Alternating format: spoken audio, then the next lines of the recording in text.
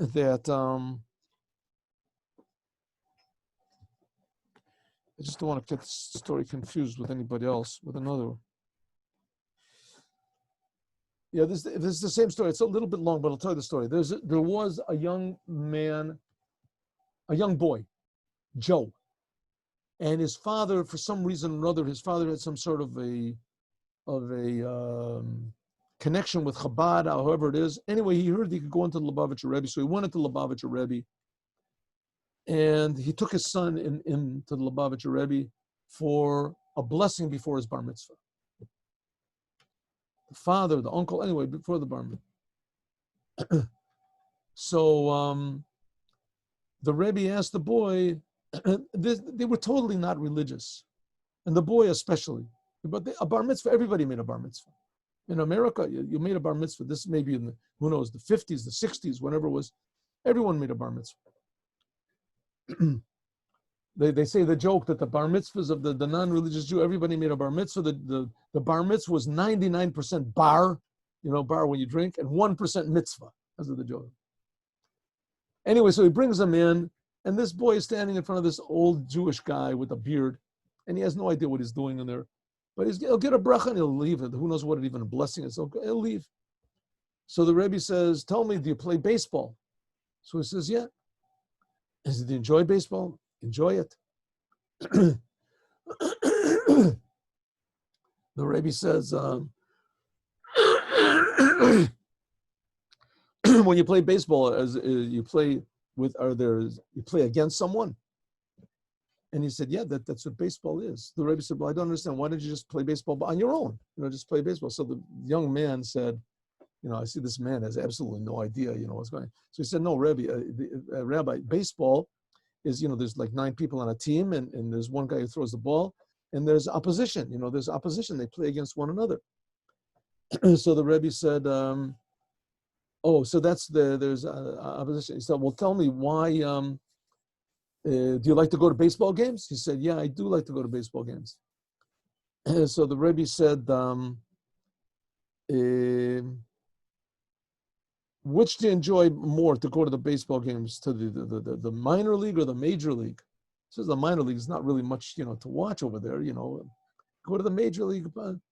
Said so. The Rebbe said, so there has to be 2 fighting against one another, 2 against one another, right? And there's major. So the Rebbe said, okay, I want you to understand that the reason I'm asking you these questions is because the life, Judaism, is something like baseball. It's like there's 2 teams, and there's always going to be an opposition. There's always going to be an opposition. And up to now, you were before 13, so your opposition was, minor leagues. But now you're going to be 13, you're going into the major leagues. And the opposition is going to be much stronger. So, but you should know that whoever plays the hardest wins. Right? The one who has more determination, he'll win. He says, okay, good. So he left. And, bar mitzvah in America, where they say the joke, bar mitzvah is graduation from Judaism. Like you graduate high school, you don't go back to high school. A bar mitzvah, you finish Judaism, that's it. You don't back to Judaism. So he goes to this young man, so he goes to college. And I'm leaving part of the story out because I forgot. Anyway, so he goes to college, and in college he succeeds very well, does very well. But I don't know if you've ever been to college, and I don't know if it's any different, but I was in college. And college is a very depressing place. It's a very meaningless place, and it's very depressing. Unless you went for, to be a doctor or something, you're clear what it is. But if you're not 100% clear, you went like for social, biology or whatever, social studies. So you're not really clear what's going on. So it becomes very depressing. Anyway, so there he was, and he was doing well in his classes, but he was a little bit depressed. And a friend of his said, come, there's this group really nice, the New Judaism or whatever it is, and he was missionaries. And he got in with them, and he felt really comfortable, really. And and there came the big day that he was going to graduate or whatever, and it became a big day. And he was going to go to convert. They were going to make a big thing out of it, and he was really successful. He was going to convert, and he was going to be a big head. They were going to make him a head of something like that. So before they did that, before they went to it was like the last day in the university. So he liked baseball. Like we said, he liked to play baseball. So they played a baseball game. So he was the pitcher. And the head of the missionaries that was in the university that was really working on him came over and said, wow, Joe, you're really doing a good job. You know, the opposition we're playing against is really strong, but if we play harder, we're going to win. Whoever plays the hardest and has more motivation to play the hardest, he'll win. All of a sudden, he saw the Rebbe. Remember, this is exactly the language what the Rebbe said. And he saw the Rebbe's face, and suddenly he realized, you know, this is not Judaism. This is not Judaism. The Rebbe said I should put on tefillin in this. So he thought about it, and he said, that's it. I don't want everything to do with you. Eventually, he even became, eventually he started to become closer and closer to Judaism, and he even went to Israel to learn in a yeshiva. I don't think he lived, this was in the 60s, this was the 6-Day War. And so I don't know if you know what happened in the 6-Day War, but in the 6-Day War, everybody prophesied doom for Israel. Everyone was against Israel, all the Arabs. They were all backed by the Russians. They had the best, most modern weapons, and they were organized, and they were certainly motivated, you know, against the Jews. And nobody helped the Jews. No one. America, all of a sudden, they said, well, think about it. We don't know. All of a sudden, the Jews in Israel were totally alone. And the Arabs were closing in more. The United Nations, they moved out, and they didn't want to get involved. And Israel was totally alone against everybody. So this Joe was, he was learning there's another episode also where he went into the Rebbe, and the Rebbe told him that whoever fights the hardest, he wins.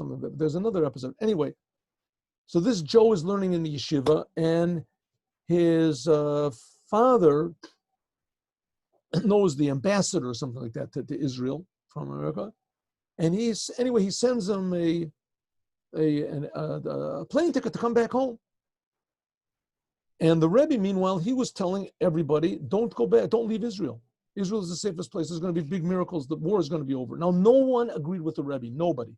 There was nobody in the whole entire world that agreed with the Rebbe. None of the rabbis, none of the experts, none of the generals. No one agreed with the Rebbe. They had it already planned out. They had like a place for 75,000 burials. Coffins were prepared in Israel. It was going to be a terrible tragedy. And the Rebbe said, nothing to worry about. Israel is safe. The world will be worried that don't leave Israel. Israel is the safest place to be. Anyway, so the father, he's going crazy. He wants his son to come back. But Joe is his precious son. He wants him to come back home. So this father has a brother, his father's brother. In other words, Joe's uncle. He was working in the State Department, and he got an audience with the Rebbe. And when he went into the Rebbe, and he said to the Rebbe that, listen, there's a fellow Joe, and he wants to come back home. His father wants him to come back home, and the world, well, he can go back. So the Rebbe said that he shouldn't leave. So he said, I heard the Rebbe. That's what the Rebbe is saying. The Rebbe is saying that no one should leave Israel. I mean, why not leave? What's the problem? Just play it safe. So the Rebbe said, I'm telling you, nothing is going to happen. It's going to be okay. No one's going to get hurt. So this man, this ambassador, he leaned forward and he said, Rebbe, you should know that this boy is my brother's only son. My only son. And the Rebbe said, but I'm telling you, there's no danger. He said, Rebbe, he's an only son. And the Rebbe leaned forward. and he said, I have 6 million only sons in Israel. And I'm telling you, nothing is going to happen. The man realized he's crazy. What can I do? Nobody agrees with him, and he's so certain. The Rebbe is so certain what he's saying, putting all these people into danger. And we know what happened. Absolutely nothing happened. The Jews won this amazing battle and the 6-day war. So afterwards, he came back to the Rebbe and he brought Joe with him. And he said that I want to apologize. I really thought, I thought the worst about the Rebbe, that he was putting all these people in danger. And the Rebbe turned to Joe and he said to him, you should know that whoever has the most determination, whoever fights the hardest, he's the one that's going to win. That's the story. So it ends up that it was true, that whoever fights the hardest is the truth, and the connection to the Rebbe with the Jewish people is above understanding. What do you mean above understanding? It's truth. And it's hard for us to understand what the real truth is. Have a good day, everybody.